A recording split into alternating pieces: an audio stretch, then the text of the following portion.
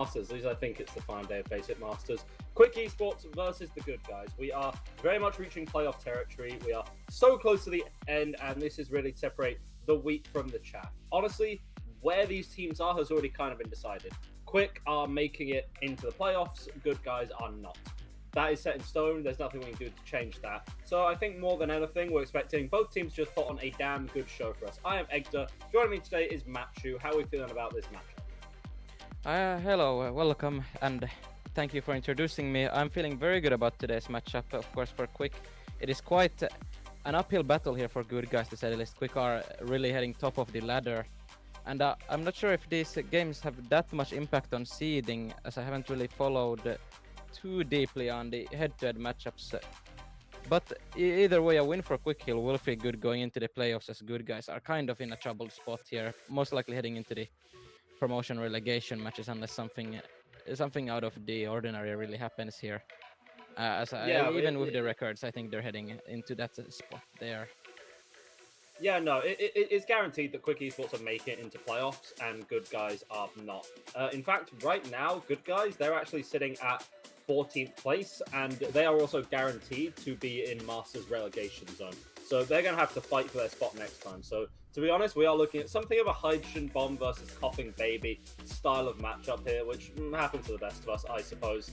But it's going to be two top teams. Ilios is our first map, with Wrecking Ball banned from the side of the good guys and Breaker banned from the side of Quick Esports. Not particularly surprising. Ilios is a spectacular ball map, so the ball ban has to be burnt early. Honestly, how do I put this bluntly? If good guys are going to win a map, it has to be now. If they're not able to win this one, then they do not have a hope in hell for the rest of the series, mostly because, you know, the ball ban is your ace in the hole. You get two maps against Quick. That's where you ban ball on one of them and then pick circuit for the other one. And you only get two opportunities to do that. Yeah, and we do see someone who actually wasn't really listed in the roster reveal for Quick. Rory is coming in here to fill out some of those other tank roles you would see more popularly are on these maps, you know, the Winstons, possibly Hazards or Risas, Divas available, as Golden Pants is, well, actually somewhat flexible on the other roles. Doesn't really have that deep of a hero pool on the roles he does play. You know, we've seen him on the Tracer, the Yari, but mostly on the Wrecking Ball here. So Rory is stepping in here for this first map, as that ball is in the ban phase.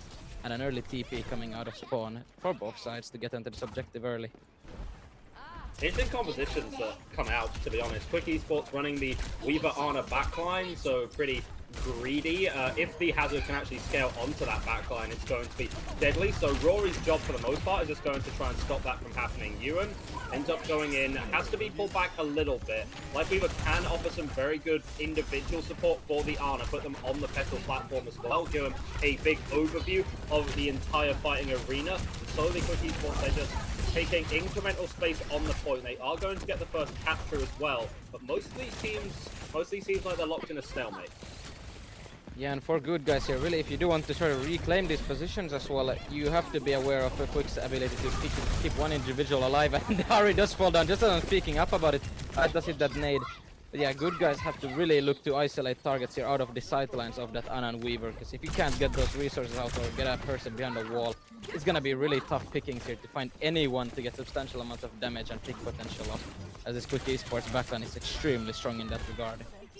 Yeah, we are in an era where Weaver is only partially a throw pick, not completely a throw pick. Just stupid amounts of healing output, especially with the Ana, means that, like, you have to delete someone, in essence. If you get into a protracted fight, you're going to be screwed. That being said, you can cut that fight in half by cutting the Tracer in half, exactly what Harry has done just there. Now is again just trying to maneuver to this backline, and the Hazard does have the ability to do that, but it's a bit telegraphed. Now they're going to come out onto Rory to actually come back on the dive and catching a Yumi with their pants down. They just use the ultimate to punish the dive as it comes in.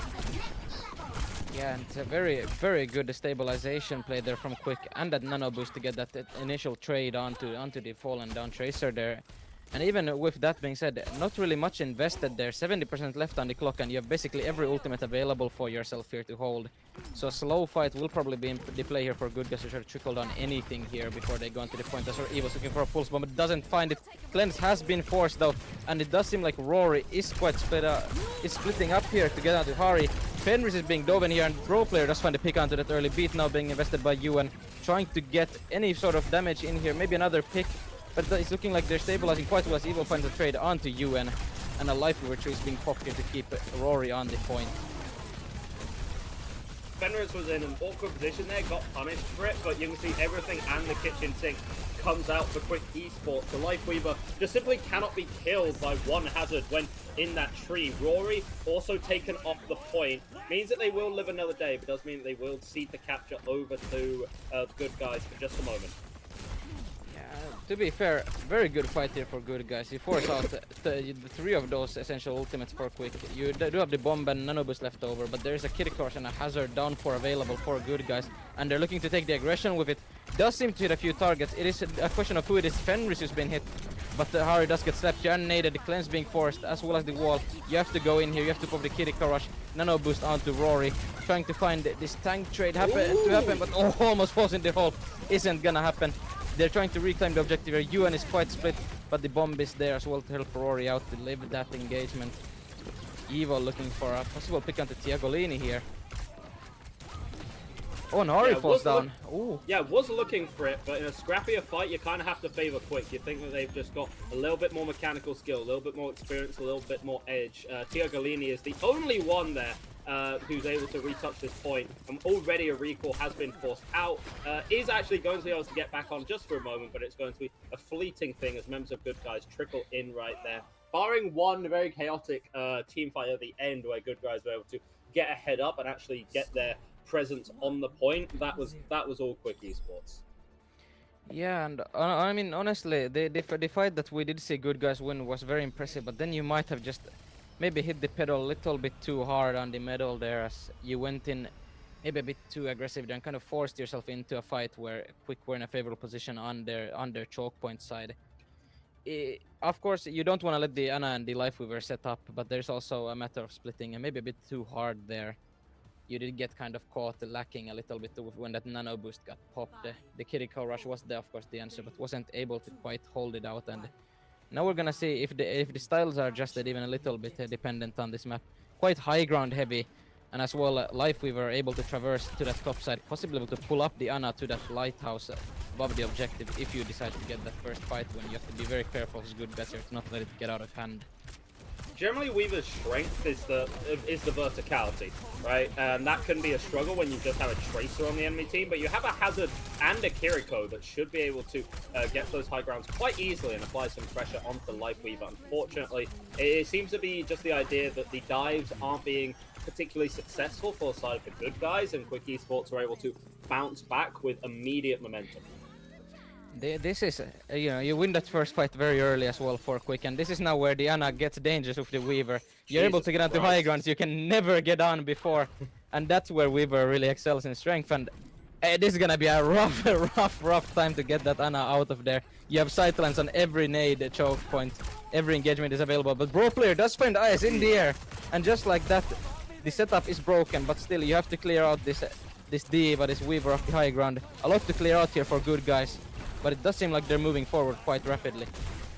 Yeah, what I was going to say is that even though the Ana's in a strong position on the high ground, is somewhat in the open and has their back against a wall, a perfect target for a long-range hit scan like the Freya. And they're going to take that first pick. Again, Bro Player being the hero of this fight, finding the Weaver as well late into the affairs. Now Good Guys, they're able to actually win their first convincing fight of this map thus far. Try and get a cheeky two-tap onto the Ana, but it will be for naught. Yeah, now you really have to be active with your kill boxes here for Good Guys. You have to set up everything in order to deny this Ana Lifeweaver rotation. If they ever get out of that rotation, it is going to be a tough time. But we'll see how they engage into this. The Bola obviously left good first ultimate to try to force some resources to get an early pick. Pulse Bomb also available to get a pick off here maybe. We'll see how they engage onto this, especially with Quick for this ultimate advantage. Then there is the Bola being hit onto the Lifeweaver, now being popped onto Rory though, and Rory does find Hari. Now the objective is under contest by both Tracers, and it's looking like a quick picking for Quick here. And yeah, it was as you called it, where the bowler was able to force out the resources, the Tree of Life and the Nano Boost used in response as, I'm sorry, what was that, young man? You had no right to get that kind of clip onto Fenris there. Despite some late second heroics from the members of Good Guys, ultimately, Quick Esports, they did get the initial picks and they are going to maintain their dominance on this point. Yeah, and you did bleed out some ultimates from Quick there though, the Nano Boost 3 mainly. Pulse Bomb is an ultimate still, but more commonly is quite easily charged up. As we do see Evil already 20% back on it, and Hari is in deep. Hari is in trouble, and Evil does find the pick as you and Pop commits the beat, maybe a bit too late, but finds the pick on Jacob and drop one out of nowhere. The beat is of good value, and you will be able to find Rory out of mech here possibly. No, it's Ayas who's gonna be falling down here as Ayumi finds a few picks and it's closing this fight for Good Guys with an additional bomb being forced out from Rory. Maybe for a recontest here. And that's kind of worst case scenario because Rory gets back in the mech but isn't able to contest point even longer, so you're just going to give, 700 HP. I mean, I say 700 HP worth of charge to the members of Good Guys, but the life grip does come in, but Rory gets taken down anyway. And what went from a bad situation is even worse because now your tank has been staggered, plus your Tracer's going down, very much in one fight territory. This is kind of falling apart for Quick Esports. Yeah, no D-Matrix currently either, whilst if Rory's in spawn. You could pop that Hazard ultimate, but it's chosen not to. Now it's up to Tiagolini, a bro player here, to maybe get that initial 1-2 available again that almost worked last time. Now there's no tree to counter it. So many ultimates available for Good Guys, it's a matter of choosing what to do. As the Kiriko rush, no, the Hazard ult is getting popped out here with Bola. I'm not seeing many frames here on my screen at the moment, so it's difficult to say. But Hari does find Evil, I've seen that much, and the Kiriko rush is being popped by Ayumi here by Good Guys. Onto that objective, and that's gonna be tough for Quick to retake, and no touch is available. That's tough. I think you can see the weakness of the Ana Weaver there. Obviously, they need setup. They need to kind of have their zone, their safe area they can play in, and they don't really like it when anyone intrudes onto that zone. Now, when you've got first cap of the point, that's just fine that you can set them up on the high ground, keep them nice and protected with the D.Va. When they're trying to actually move into a kind of riskier position, they are just so free for someone like Harry or Bro Player or Tiagoloni. Even in what we saw on that point, the supports as well, this backline is just so vulnerable to all of those dive threats, and when you can't set up in the position that you want, you struggle to take that position back. Yeah, you're completely right, and but they will be sticking here with that Life Weaver though. No, wait, there's a... Oh wait, yeah, there is a Life Weaver with Kiriko in play. I was a bit confused there, was I looking at the right side, but yeah, a Life Weaver Kiriko, possibly opting for more strength on those off angles here for Evil, and maybe just getting more angles in general, being able to have more pick potential individually. As Good Guys are coming out with a Tiagolini pick onto Evil of their own. It is that angle that seems to be stronger here for Good Guys, and now Quick are on the back with having to give up space. The Life Weaver Kiriko is quite a curious composition. It's not something I'm really used to seeing before, but we'll see if it does end up working out. Tiagolini has another pick. Right now, the trial run does not seem to be going spectacularly, Matthew. It's not gotten much value as Tiagolini is actually just running circles around Evil on this point thus far. Running circles around Quick is in their spawn, but flew way too close to the sun there and got his wings singed off for it. He's going to have an opportunity for Quick Esports to push himself back into the proceedings here. And Jacob, you can say what you want about the Weaver pick, but that ult charge is very damn fast and is going to have a Tree of Life to utilize in this next fight sooner rather than later. Yeah, it is the kind of thing where Orisa is so self-sufficient as well with her HP and armor that when Weaver starts to pocket it, the ult charge builds up really quickly, and it's extremely difficult to clear the tank with this comp. You have to really go around it as the Bola does get popped into a Life Weaver turn. Now the tree is on point. You don't want to challenge the point send when Rory is up stacked on it, and it's looking like Harry's losing the HP because of that. We'll see if there's anything being popped here by Quick to finish this fight, or is Ardis going to be walking forward. The Bola is being popped by Fenris. Fenris does manage to get away. The high ground is available for Good Guys here, and they're using it well, as there is a treasure happening on the other side of the map. Almost going back to the spawn door.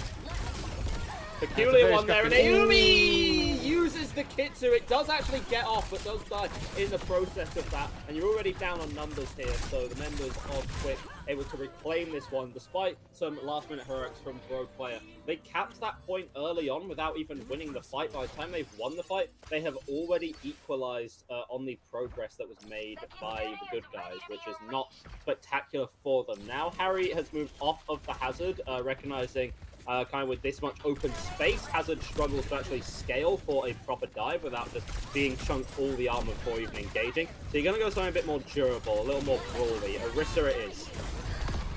Yeah, it is. It's a good pick for this sort of good guys here, but you have to be careful of these ultimates that Quick are coming up with. The Terra Surge is being signaled there and does bait out the beat, as a pick from Bro player has happened down to, was it Jacob there?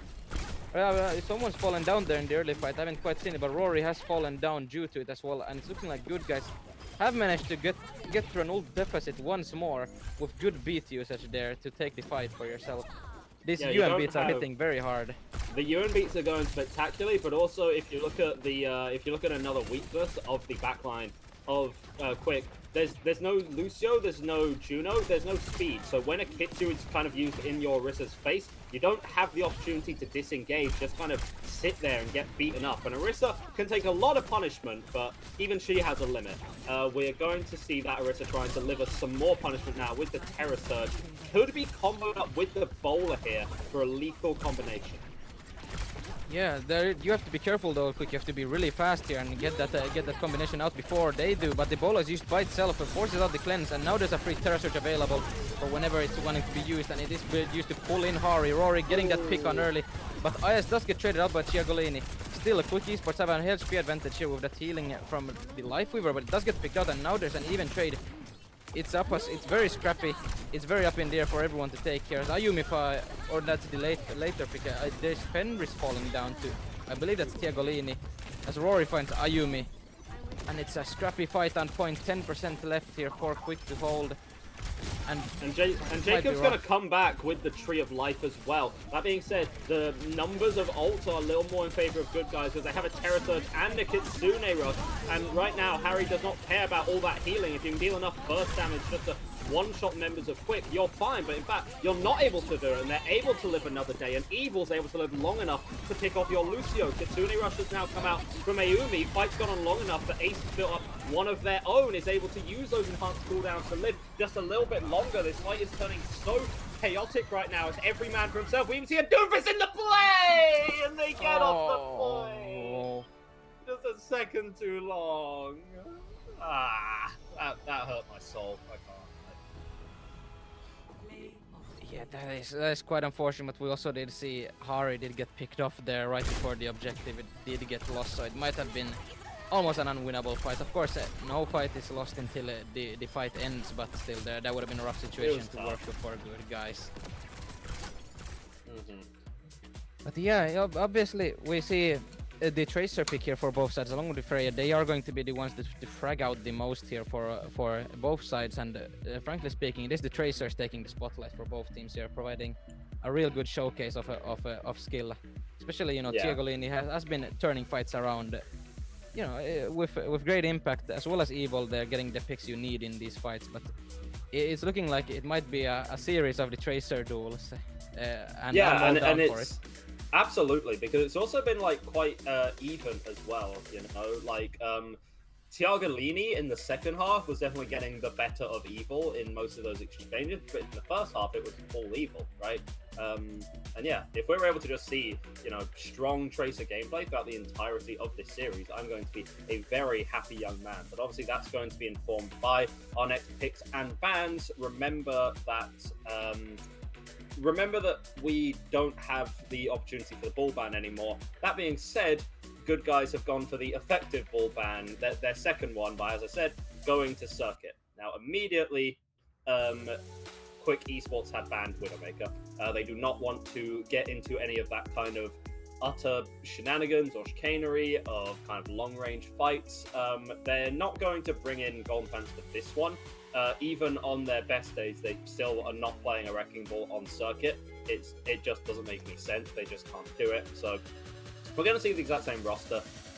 Rory, of course, to remain in for the entirety of this next map too. Circuit's been developing quite interestingly as a map, and obviously you're the one who is playing a lot more recently than me, and obviously at a much higher level too. So am I correct in saying that teams, they're mostly leaning towards the whole like Sigma Widow stuff is kind of relic of the past, and teams are now looking more towards things like Orisa or Ramattra where possible on Circuit? Yeah, I would say that it's something that's kind of been developed out of the game just from the existence of Juno. I do believe that if you do ban that Juno out, then the game slows down enough still to where the Sigma is available and actually pretty solid with any Yaria, Zen, those kinds of characters as well. They have enough poke to where Sigma is able to live if you do start to pressure that angle, and they're able to help each other out whenever they're being dove. And so without a Juno, this map is still quite a very very open map for whatever comps you want to play. You know, you're still able to do the Lucio stuff with Reinhardt and the Mei walls, but Juno's existence kind of nullifies Sigma quite heavily. Of course, there are some people who play that Sigma with the Juno with a little bit of a more brawly style, just up to preference really.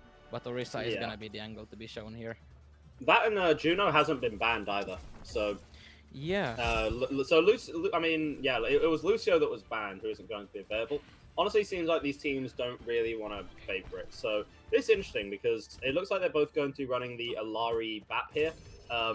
So definitely trying to slow the game down, play for poke. I have a feeling this is just inherently a more successful composition on the defense, right? Obviously, Golden Pants is known for the ball, but honestly, no slouch on the Alari. Definitely has the mechanics to make it work. The fact that you can just set up your angle before the fight, put your pile in a position that you want it to, and then the enemy Alari eventually has to peek into you, it just kind of inherently has the advantage. I'm not a big fan of Alari on attack here, if I'm being perfectly honest, but if anyone can prove me wrong, it's Ewan. Yeah, I mean, this is the kind of comp where it kind of goes against the structure of what I said with Juno, where now that you have the Orisa, she's not easily run over, so you play these Iari and Baptiste kinds of characters because they are so high on burst damage and it's all hit scan, so the Juno in the air is gonna take a lot of damage, so I would say that that's probably the reason they're not gonna be picking it here. But it is gonna be just a pure pokey mirror here, and it's gonna be all up to mechanics and timing for these teams, who can execute these shots on the other better at the same time, and who can hit these shots better. It's really gonna depend on who takes this matchup here today, but we'll see how it all plays out. The Mei is an interesting pick from Evil though, really stable. Yeah, Mei is slowly becoming kind of a mainstay point, and right there you can exactly see why. Eventually, at some point, if you're the attacking tank, you're going to have to turn that corner to try and make some space and actually push past the corner. The moment that happens, it's the easiest Mei wall that you've ever seen. Quick isolation onto the tank, and even if that doesn't immediately get a kill, generally just the amount of damage done and resources forced from the enemy team is enough to win you a protracted fight. Yeah, and obviously at this kind of level as well, the Meis are way more patient and way more. They know how to use their walls, right? They're not gonna get baited out by the tank as easily. They're.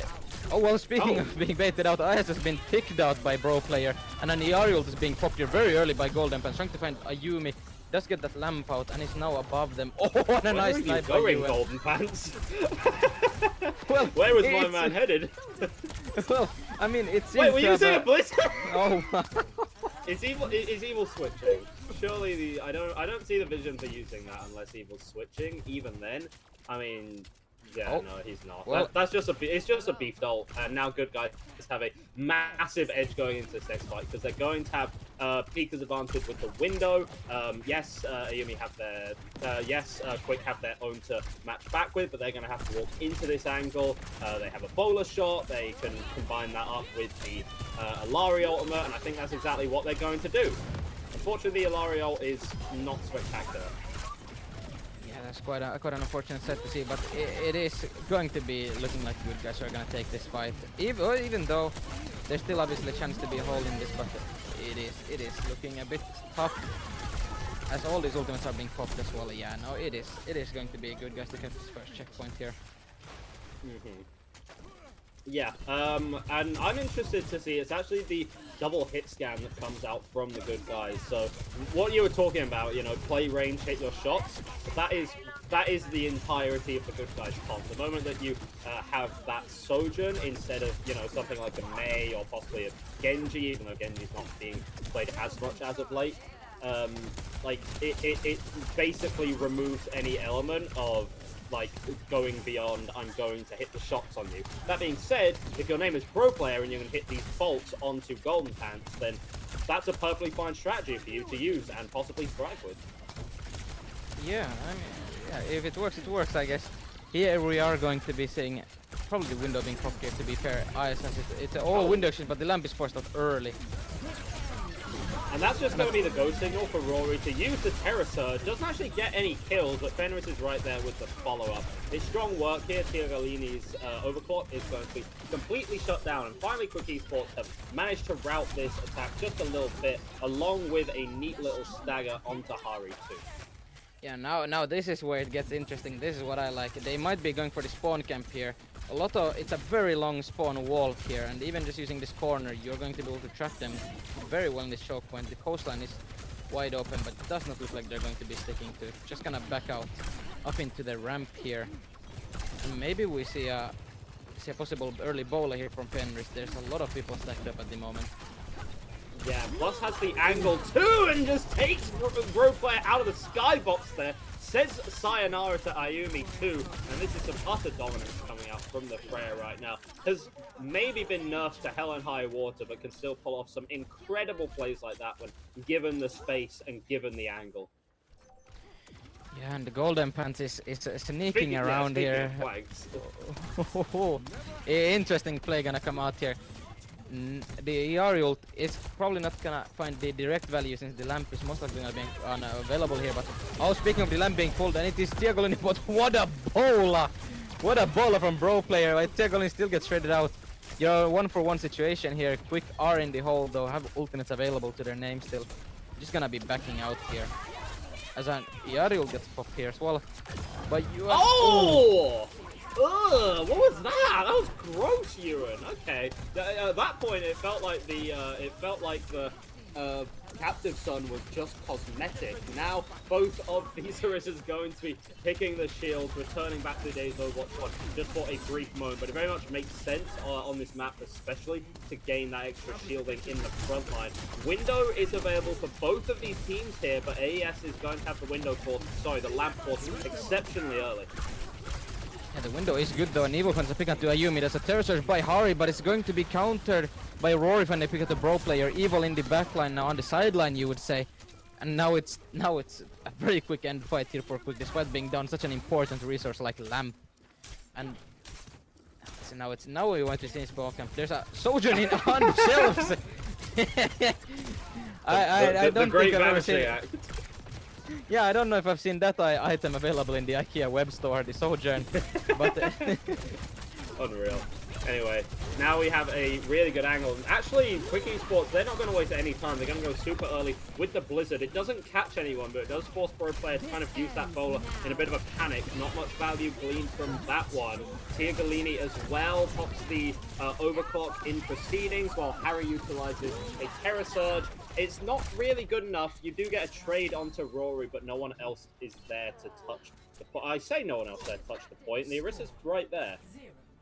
Yeah, I mean, you did agree with the Para again. I don't know if it's gonna get much value at the end of the day. It is quite a... of course, this map is very linear, as most people are aware, and that is why the Sojourn Freya does seem like it could work to a degree. I think it did work for good guys to a degree. But I think the side angle that Evil generates, as well as how difficult it is to clear without committing to the EMEA, with the wall and the cryo freeze available to keep yourself alive, is making it a little bit tough when your laning is basically 2 hit scans, right? You have to stay inside the lines of sights of those people, while Mei is able to maybe generate a little bit more aggression by herself, right? And it's difficult to break these choke points, but on this defensive side, I could see it working a little bit more effectively for good guys, and Quick are gonna have to be careful with how they approach this, especially if this Smoke is gonna be coming into play. An interesting sight, to be fair. I'll believe it when I see it. If you really want to just stand in the front line forever against an Orisa, I guess it works, but nothing in the spawn room is real or sacred, and I will not treat it as such. Same composition from the defensive side of good guys here. They're not opting for a May of their own, so a similar double hit scan start. Hopefully they're able to glean a little bit more success on the defensive side. As I say, I think this comp is one that just works a bit better when you're able to actually just stand in the firing line and force the enemy to walk into you, as is going to kind of inherently work on defense. But of course, someone like Fenris or Evil can just change this up whenever. And Evil on the attack, actually also the Sojourn as well. This makes sense too. May is going to struggle to close the distance to actually get a good wall if you're on the attacker's side. Yeah, and you're gonna be able to, of course, the thing I didn't really mention is you're gonna be able to generate your railgun really fast with the Orisa's hitbox being as large as it is. And speaking of railguns, there was a Tegolini railgun onto Evil, and the fight is pretty much taken over here by good guys, as Quick are gonna have to retreat into the staircase. Gonna have to reset for quite a while, though Evil will be back soon enough. Evil will return. Evil will return in the next Avengers film, I guess. But again, Rogue player taking a very risky peek, but you can kind of do that when you have the safety of the healing pylon on your side, and that's safety that, you know, the members of Quick Esports are not going to have, because Golden Pants did fall in that fight and is now going to have to wait for them to return. In that entire time, Ewan is still going to be building up healing, building up damage as well, getting closer and closer to that first ultimate. Does seem like both of these BAPs will have a window, and both these players will have a bowler. See how these can work out. A nice ball, of course, Lamp, and they took a lot of resources there. As Ayumi does fall to the Evil Disruptor Orb. Ewan fired the AS, but the Evil has found another pick onto Bro player, and another one onto Tiacolini. And the Captive Sun is being used here. Does find... Oh, does it find? It does find Golden Pants. Eventually has been found. But I don't know if you're gonna be able to get a retouch here as good guys, but such a promising hold here has kind of been turned around by just good engagement here for Quick, using your ultimates well and aggressively, and that has turned around the tide. Now 4.5 minutes available to push up this ramp. Just have to be careful of not getting picked up here early and getting that spawn hold on the way for good guys. Yeah, and the ult use was kind of even from both these teams, but you are going to have the slight advantage for Quick in having that Captive Sun when the good guys do not. It's going to come out here immediately from Golden Pants. I don't believe it hit anything. I'm not quite sure, but it has generated a space here, which is more than good enough value here. Considering, yeah, there's a lot of things to keep that Captive Sun in place, and there's a Terra Surge to keep the enemy team in place, and it's gonna find a value of 4 picks here, and a great engagement by Rory. And, well, there's nothing much more you could ask from your Orisa in that kind of a situation. No resources available, just get the enemy team out, and it was a really nice play. Now you have to... Now you're just gonna hold this close. Once you feel like there's too much pressure from good guys, you back out, and you're gonna have the cart right around the corner and have the pressure of the retouch available for yourself. Yeah, I like the use of that ult, because even though the fight was possibly already won, that solidified it and ensured that this last retouch is going to be very, very sloppy, very, very difficult to utilize. Evil uses the overclock from downtown, as does Tiacolini, but Evil just in a position to make more out of it. Hari died with the Terra Surge up, and once more, as has kind of been the trend for the last couple of maps, the touch has not come through when it's been needed for the good guys. So 2-0 currently up for Quick Esports right now. They're looking dominant, and the issue is these are the 2 maps which you have to be Quick on if you want any chance, and Quick has won both of them. So the next map might just be a Funeral or a Nuclear Annihilation or something along those lines. It's not a... I do not... Put it like this. I do not envy the good guys right now having to play, you know, a regular map versus full comp. It's tough. Yeah, I mean, it is tough, but also there are certain weird situations where teams might be more accustomed to facing such a, you know, unusual or strong compositions, where we might see a world where good guys are very well prepared or know how to face the matchup of the ball composition better than, for example, the Orisa mirror. But I mean, better the enemy you know, right? I suppose there's a level of predictability. I mean, this does sound like an odd kind of comparison, but I'll use, like, do you know much about like the UK like collegiate scene? I don't know much about it. All I know is No. Natnif plays in it. So Natnif does play in it, yes. But the top team, they're just Doomfist one tricks. Like their top player is a Doom one trick. Now they also have some incredible other pieces. Like they have like some FACEIT level like DPS players and some great supports as well. But they build themselves around the Doomfist with the exact same comp every single time, which is generally something along the lines of Doom, Tracer, Sojourn, and then like Brig Kiri, right? You know all 5 characters they're going to play. It doesn't really help you win. So while there's an element of, okay, we know exactly what Quick Esports is going to play, I think the problem is they're just so good at it that it quite literally doesn't matter. I mean, we have seen like some of the top teams been able to overcome this, like your Team Visions and your Ariuses, but I do not. I'm going to throw it out there. I do not think Good Guys are going to be that team to break the code. yeah, I mean, well, of course we won't really know until it does happen. That's the beauty of Overwatch as well. Anything can really happen, and all the characters and whatnot. The ban phase is also very important here. Of course, you aren't able to touch the ball, but maybe you're able to maybe touch the tracer. Of course, it's a bit of a risk. I don't know how you want to approach banning out Evil with Evil Zero pool being so wide and him being so good at everything he plays. To put it quite frank. We'll see how Good Guys approaches this. I think it'll be an interesting series, depending on the map we go to as well, and it's looking like it's gonna be Colosseo. So another quite linear map where Ball might struggle a little bit to get the value you'd want out of it. Yeah, it's going to be a struggle. It's going to be a struggle for sure. Before we go into our next map, we do want to give a quick shout out to our sponsors, Gamerpad, Hummel, and oh lord, Networks. Can you take that last one? Nätverksspecialisten. Yes, perfect. I don't want to bungle it anymore, but they are supporting the stream and supporting Quick Esports, so we do thank them very much for their continued support. Again, thank you so much.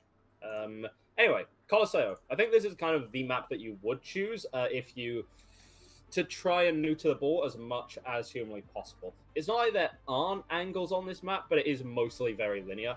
Mostly you are playing in very long lanes, and there aren't, especially as you get into like the second half of the point, there actually aren't that many opportunities for a Wrecking Ball to like get in.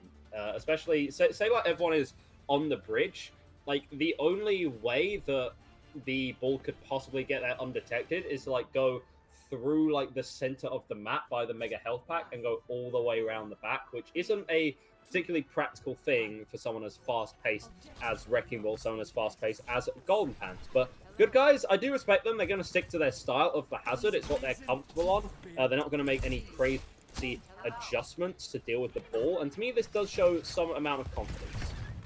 Yeah, and of course we are additively looking at the upper echelons of ball players here. And speaking of upper, he's in the roof and he's found a slam on the bro player with a Discord and an instant pick from Ice. A little bit of more of a traditional Overwatch look that a lot of people will get a little bit of nostalgia and good memories of with this Briggs and backline. But Hari says no to that, slashing through the team.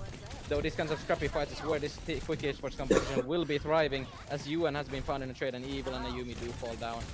And a very early and quick fight here for Quick. Though trades do happen onto a lot of their members, so might be a tough part to get set up aggressively like you'd want to. I guess we can see the game plan now, and that is just trade backlines as hard as possible. The Good Guys, they went in onto Ace and Fenris and Jacob with kind of no regard for their own safety. The issue is that Quick Esports did the exact same with their Bull Tracer and Zen applying the Discord from downtown. They're just so in sync, it's going to be hard not just to survive these dives, but to get your own off successfully as well. And Golden Pants has now eviscerated your backline, so what about that one? Yeah, speaking of being eviscerated, Ace finds a kick and a headshot on the Tiagolini and you, and that's something where it's either one of those clips where you just did your part, or it's one of the things that's gonna end up on a clip dump where you've hit a crazy flick shot or something along those lines. But now it's up for Quick here to get this slam play, and Ace finds Tiagolini again. What is going on? As the slam is put onto bro players, Fenris also found a bolt and bro player falls, and this is looking scrappy for Good Guys, but very good for Quick at the same time, as another slam gets popped in, Ayumi falls, and they're gonna cap the first forward spawns here with, well, 8 minutes left on the clock, 2 minutes to get 66 meters in. in the bank. It's well, it's quite optimal, you'd say. Yeah, I mean, it's been said to hell and high water already, but like the Golden Pants Full Moon are just so slick. I mean, obviously that's going to be the main piece spoken about on this team, but Ace very much putting the cannon in glass cannon on this map thus far. Minefield as well. There's already some explosives going off with Tia Galini, not just landing a pulse onto Ace for some revenge, but also assassinating Jacob too. 4v3 situation for the good guys here. They're still looking awfully paranoid, and yeah, I understand it, but now that the engage from the ball has come in, and you kind of know that's a known quantity, you're not feeling quite as in danger. And this is something where of course, I think you might need the experience from playing against this kind of a comp at a high level, the Briggs and backline, prior to this, you know. So a lot of the original Overwatch 1 players, oh, what a tracking moment there. And we go into the Kiriko rush. Fenris has gone Hari though, and Bro players also fallen down, and so it seems to have the entirety of good guys. Apart from a few trades here, Evil and Jacob.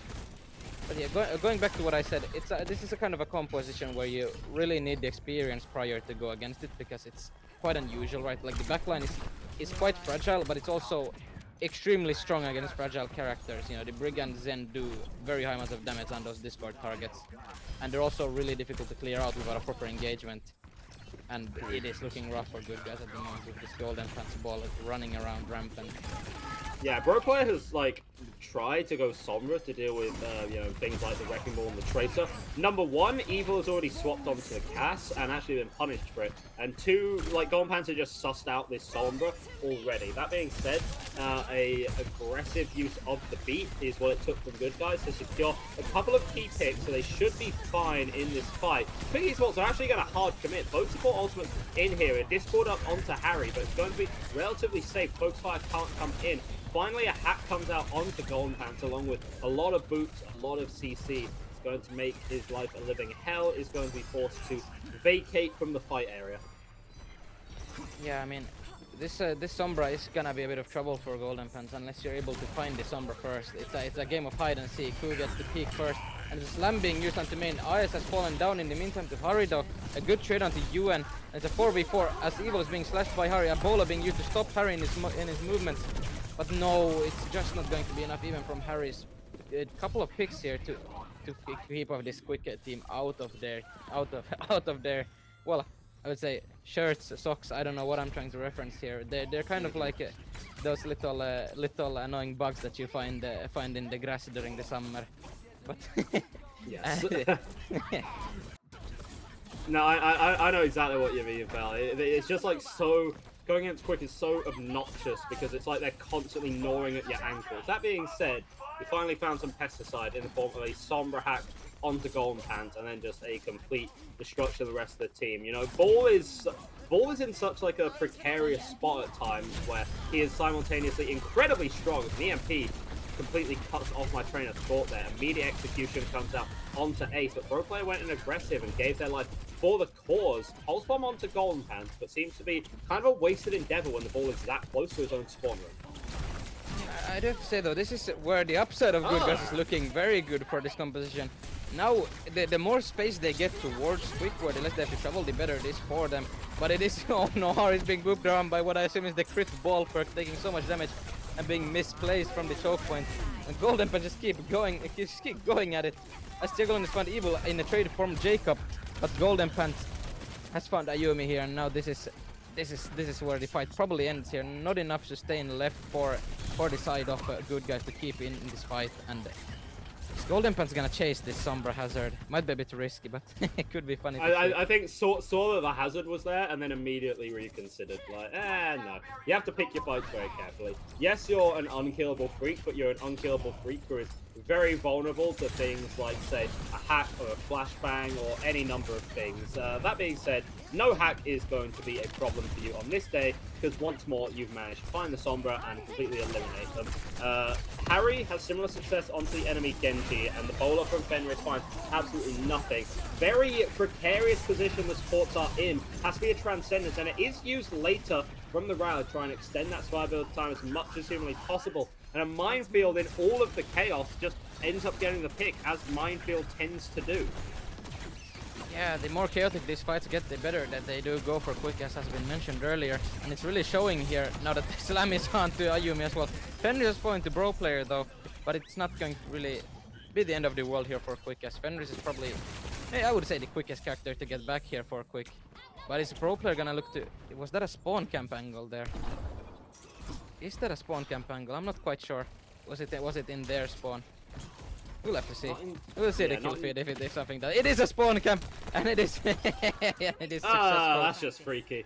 So someone report this Sombra for gameplay sabotage or something, bro. Anyway, a pulse from Hong comes out onto Ace, and yeah, Giagolini has been like a serious bright spot for good guys right now. The car is still moving though. It's moving very precariously, and it's moving away from where good guys want it, because Golden Pants just kind of recognizes, yeah, I can set this point and no one's going to do anything. They're all busy, they're all distracted. So, pretty interesting one there. EMP from Bro player now has a chance to cheat the ult economy with a big ultimate here, and maybe start getting this upset. But you've been found early. Oh no, the boop, but it's been found on the Bro player, and Fenris doesn't seem to get the pick, but has forced out basically the entirety of good guys here, as Harry is too low HP to continue, and Yuan is dead. That's just... I think that's really unfortunate for Bro player there. I'm not sure if that role was meant for him, but it does cancel the EMP play that was looking to be set up from good guys there. Yeah, and that's the value of spy checking, right? If Bro player was able to get onto the backline, hit an EMP, that's like a 99% chance of just a free fight win. Instead, Quick are able to keep their momentum up. Meanwhile, my Sombra is just drunk driving in the enemy backline, apparently. And you can see they're just so split from everyone else right now. And this can be the weakness of Sombra. There's a fight happening over here, which she is not a part of. Oh, yeah, speaking, someone who is part of the fight though is Fenris, as Fenris has found 2 or 3 picks there in the meantime. And the forward spawn does get activated, and that really that bridge side for even Quick Esports with their composition maybe being a bit weaker on it is, if you do decide to fight there, it's really tough to break through, as we see. Speaking of tough Leave things him as well, alone, bro! Leave him alone! There's a fight happening over here! Godpants eventually gets the kill. Jacob is dancing in the Transcendence, which is a lot of healing, but not infinite healing. You need to recognize, and it appears that for whatever reason, my Brig has possibly thrown the fight by dancing. I mean, happens to us all in an active Warzone, right? Yeah, I mean, I don't know, I feel like if I was in the middle of a crossfire and a Warzone, I would also get shot for dancing, but that's quite an unusual case here. So the EMP is being popped. That is disrespectful, but an extremely good play to start the fight with, as Golden Pants trying to trade with the minefield, trying to move people into it. Yuan keeping this Brig out, and Quick Esports healing resources are not there. It's not available, as Evil is going to probably fall down here.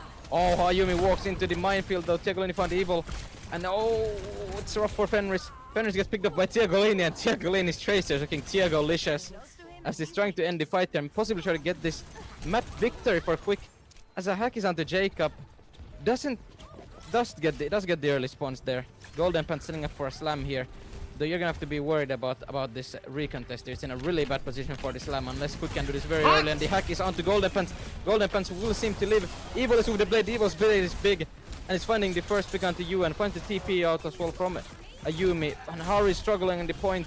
Harry is struggling to stay alive, and Golden Pants finds a clue for the slam, and now it's a one last man for good guys remaining, and it's Bro player, and Bro player falls down without the touch, and that's the 3-0 series for Quick Gibble Mirai Esports, as we've seen for these 3 last ends of the maps.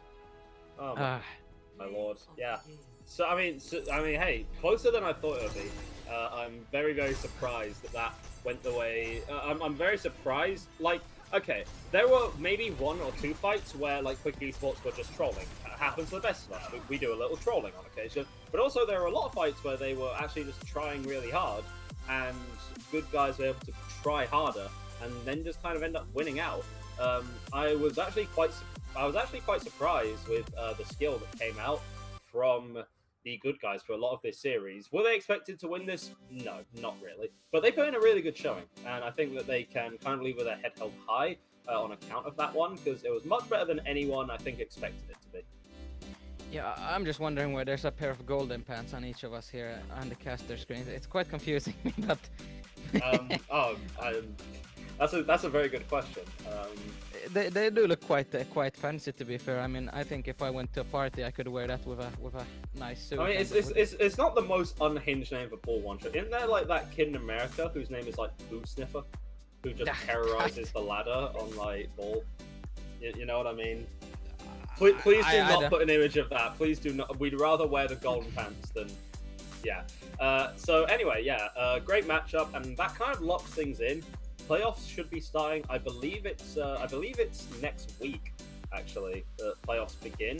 Quick Esports absolutely have to be contenders in that. Now, obviously, whether they end up winning entirely is something yet to be seen. But they have absolutely qualified for it. So more credit to them. Yeah, and even though I had to double check because I wasn't quite sure about the head-to-heads and stuff, but Quick did lose to Anomaly, who were called Red Sea Esports at that time. So this result doesn't put them ahead because the head-to-head was lost. If they had won that matchup, they would probably be getting that 3rd seed at the moment. But they are going to be in that 4th seed, and with high likelihood, if I believe the playoff bracket works as it does, they'll be facing 0907, who are the 7th seed, and I've been looking really hot compared to the start of the season. They're on a great streak at the moment as well with the new additions to their roster that they've made. So it's gonna be a really good game coming there. The 4th to 5th seed is always one of those games where it's probably gonna be the closest out of the lot for the top seeds. Yes, well, I am sure that we will be getting as much of that action to you guys as possible as the playoffs progress. For now, obviously, commiserations to the good guys. They did put in a good shift, but unfortunately, they have ended their FACEIT season in 14th place. They will have to compete in relegation to see whether they remain. But honestly, if they play up to the standard that they did today, I have no doubt they're going to, at minimum, remain in the Masters division. It was pretty good overall. I really can't complain. But Quick Esports, we will be looking to the future, and as I said, I'm sure we'll be getting as many of those matches to you as possible throughout the playoff period. So thank you so much for joining us. I have been Egda, joined by Matchu today. It's been a pleasure casting with you, and we'll see you in time for the playoffs. That will be updated of Quick social media and their Discord, so do join those if you want more information on those. But for now, thank you so much and have a great night. Yes, thank you. Bye-bye. Hooray. Yes. Hurrah. Yapping. Yapping. I don't need to do any more of that today. That was only like 50 minutes.